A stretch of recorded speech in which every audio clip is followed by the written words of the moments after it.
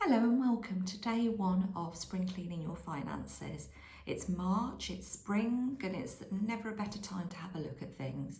So, first of all, I'm going to start off with when you look at your bank statements. I think yesterday I did a video and said either print your bank statement or have it to hand. So, I'm looking over here at mine. So the first thing I'm going to say to you is when you get a bank statement, you shouldn't just look at the top two figures, and see what's come in, what's gone out. It's much more important. You need to look at the transactions. So have a look at your direct debits and have a look at any standing orders that you've got. Are they all valid? Are you using all the facilities that you're paying for? Have you got insurances that you didn't know you had? Are you paying twice for the same insurance? Common one that we've seen is when somebody's gone for cheaper insurance of whether it's buildings and contents, car, and whilst they've cancelled their direct debit, it's either not being cancelled properly at the other end or they forgot to cancel it in the first instance, so they're paying twice for the same thing. The thing is, you can only actually claim once. Really important to have a look at those things. The other thing I should just, on a little side note, direct debits are what you sign and provider can take out what funds that they want. So typically that's what you would do with a mortgage. A standing order is when you have a set payment that you pay to somebody. So like a gym membership would be a standing order as such. And I would say if they ask for a direct debit, don't do it. I always do standing orders for things like that. Okay, so make sure you're not paying twice for insurances. And just to say it does happen, I had a big find a couple of years ago when a client was paying for redundancy cover, even though he hadn't worked for 5 years. Luckily on that occasion we could get the money back, but it's not always that, we're not always that lucky. Next thing, are you paying an account fee? Typically, something banks are doing at the moment, they're sort of charging about £15 for an account fee, which includes things like holiday insurance. That's all very well if you go on holiday. That's the first thing to say. And if you do, will that particular policy that bank provide actually cover your needs? So look at the terms and conditions. Are you going to get the benefit out of that? Because if you're not, there's no point having it. You might as well get rid of that, look for an account without an account fee and save the money separately. So when you eventually get to go on holiday, you can use it. So that would be better advice. Next thing, are you always within budget or do you go overdrawn? And if you do go overdrawn, are you within your overdraft facility? Sounds silly, but to avoid charges, even if you go overdrawn by £5, it's probably better. First of all, look at your budget. That's the really, really important thing. Where can you make changes so you don't go overdrawn? But if it is something that's going to happen for the next few months, I'd suggest speaking to your bank and even asking them to increase your overdraft facility by, 20, 30, £50. That's better than going overdrawn every single month. I've seen clients with overdraft facilities of £1,000 and they stay with them in that facility. I'm not saying that's great, but the fact is, if you're within that facility, that looks better than going overdrawn every single month. So that's an important one. But if you haven't got a budget, we've got a budget planner that you can have a look at. And it's really important to look at that and see where you can make savings so you can keep within what comes in and what goes out. Another thing that people aren't realising with swiping your cards over the last, the new thing over the last few years, especially over the last year, from a hygiene perspective, I don't think we realise how much money we're spending on things that we wouldn't necessarily do if we were paying cash for them. Yes, people are going out having the coffees on their daily walks and support local communities, but it's little things like buying that extra chocolate bar.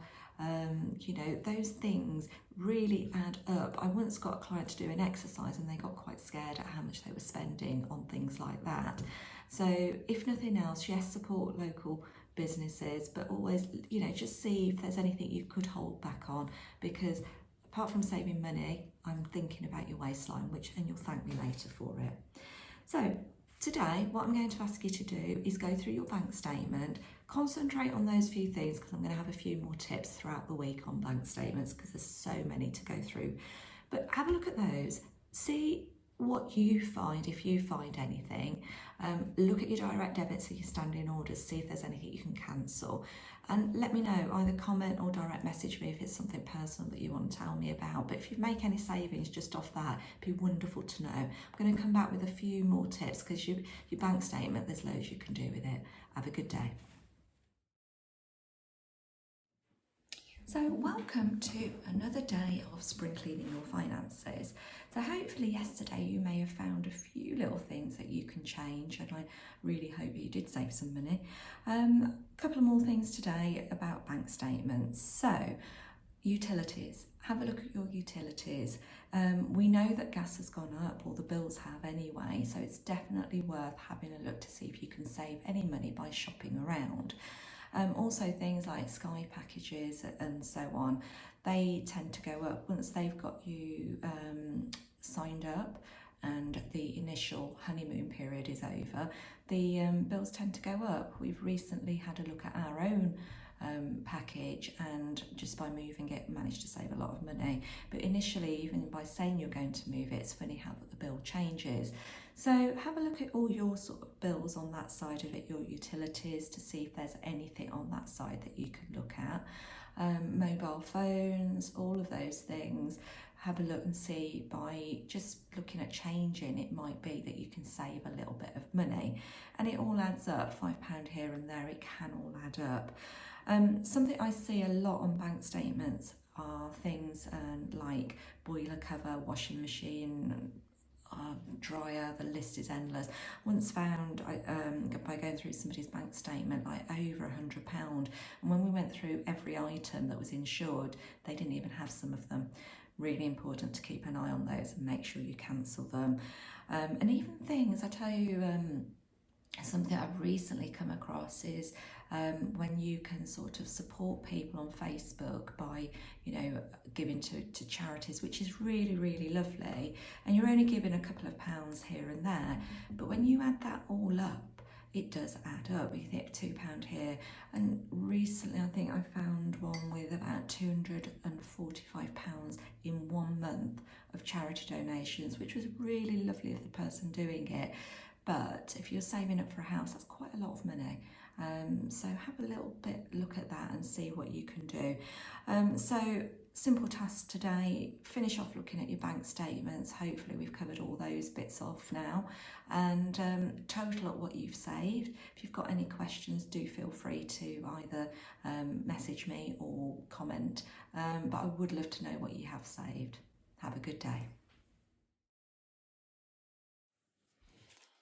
Hi and welcome to another day of spring cleaning your finances. Today we're going to concentrate on your credit card or cards, hopefully not, but if that's the case. So what I tend to do and what I like to do is I like to have a piece of paper, so to section off what I have spent in different areas.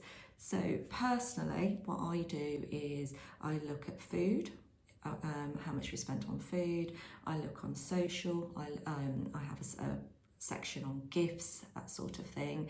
I also have a section on self-preservation. Nobody gets to see that one. But whatever you guys spend your money on, whatever you prefer to spend your money on, if you do those sections, and then have a look what you've spent that month on those areas. Is it within budget? Is it what you expected? Is it more? Is it less? Can you shave a bit off feeding your family for a bit more self-preservation? Or, I'm not saying that you should do that, obviously, but you get the drift. It's really interesting to do that. I find it quite interesting because I set myself budgets on food, on everything really, because you'd expect for being in the finance world. So are we within those budgets? And I do it every month, and I'd suggest that you have a look at doing that yourselves, because again, it might be that you can change things. A big thing on credit cards at the moment is subscriptions. The average person at the moment is spending about £52 per year on subscriptions, and apparently that increased by 50% in April last year, which I can understand. And that might be on things like Netflix, Spotify, other subscriptions are available. But do you have any subscriptions that overlap? I'm pretty sure that I have, and as a family we have, and that's one of the things that I'm going to be looking at together with my family, so that because I've paid for subscriptions for my kids in the past, now they're a bit older and they're doing a few different things, do I need these subscriptions anymore? Really important to look at them. I don't know what half of mine are because they've been taken out for the kids, so definitely worth looking at and see if they're worth having. I once entered a competition, and I should know better, and part of that competition was filling out some details to have a free trial for a Graze box, which was really good fun. Until then, I kept getting the Graze box and I was paying whatever I was paying every month, and trying to cancel those subscriptions, I can't even say that word today, is quite difficult. So even I make those sort of errors. So it's I did get to do it in the end because I really didn't think it was worth doing, having them every month. But you know, we all get into those things, and it's just sometimes it's just the hassle of finding out how to cancel them. So you know, have a look, get some tips. If you're stuck with anything, give us a shout, because it's really important to manage those and not duplicate things that you've got. I was just looking at the subscriptions I've had over the years, which incidentally I have cancelled. I've had a makeup subscription. You got a new makeup palette every month, which was great, loved it. Then I got allergic to the makeup, so that went. But there's so many. There's food subscriptions, there's tasting. I mean, some of them are great, and I would say over the last year we've probably needed those to cheer ourselves up. But just have a look and see if there's anything that you can cancel. And the last but not least, how are you making your repayments on your credit card? Are you making minimum payments on that credit card, or are you paying over, you know, to try and get rid of that credit card? If you're looking at finance, it's really important to know if you're looking at a mortgage in the near future, a credit card commitment will be taken off your overall affordability. So the more you can pay off your credit card, the better, because the lender will look at the balance.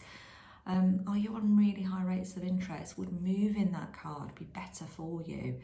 There are different providers that you can go to for 0%, but they do charge you a fee. So if you are looking at doing things like that to be able to get rid of your card, what I would suggest is have a look at how long that you'll be on 0% and how long it will take you to pay that credit card off. Or better still, if you're at an early stage of having a credit card, make sure you manage your credit card with the income that you get so you can afford to pay it off monthly, or at least most of it off monthly. That's probably more important advice. But if you are stuck, by all means, if you want to pick our brains, let us know. Again, if I could ask you, have a look at your credit card statements, see what you can save, and tell me how many music subscriptions you've got. And I am going to keep practicing the word subscriptions, because obviously I'm struggling today with it. Good luck, have a fun day having a look at that.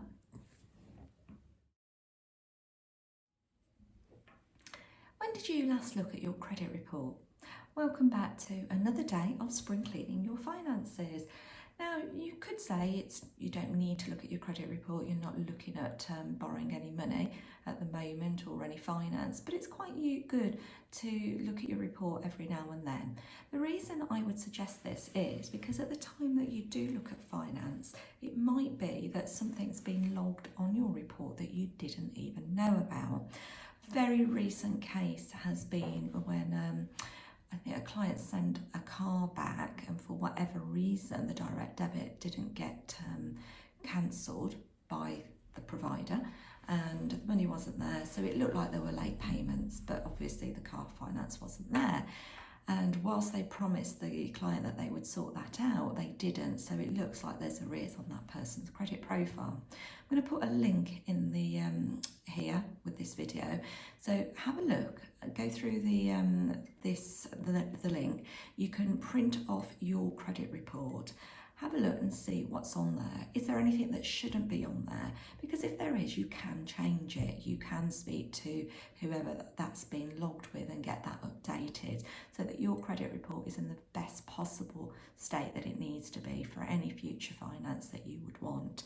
And just make sure that if you do that, if you do sign up to it, you do have to enter your details. Once you've got your credit report, once you've saved it as a PDF, it will be password protected, that you cancel that subscription, because what I'm trying to do is get you to save money, not end up spending loads of money. But it's good for you to be able to look at it and see if there's anything you need to update. If there's anything on your credit reports that you're not sure about, that you want to run past me, I'm more than happy to look at that. So just let me know. And if you do find anything interesting, something you might not want to comment about, let me know and I'll see if I can help. So have fun doing that. It might be, depending on your age, will depend on how long or thick your credit report is.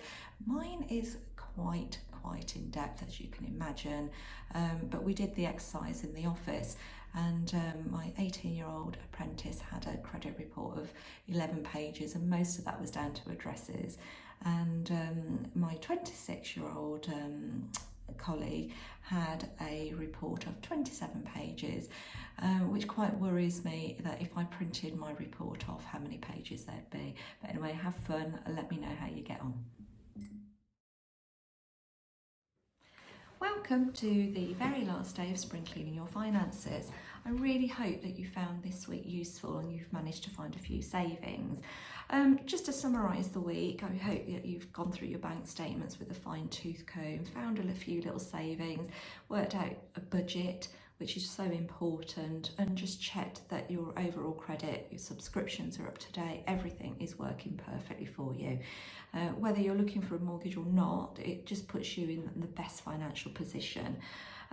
What I would say is, set up a couple of accounts. Have an account for your bills, whether you're looking at buying a house at the moment or you're renting, what have you.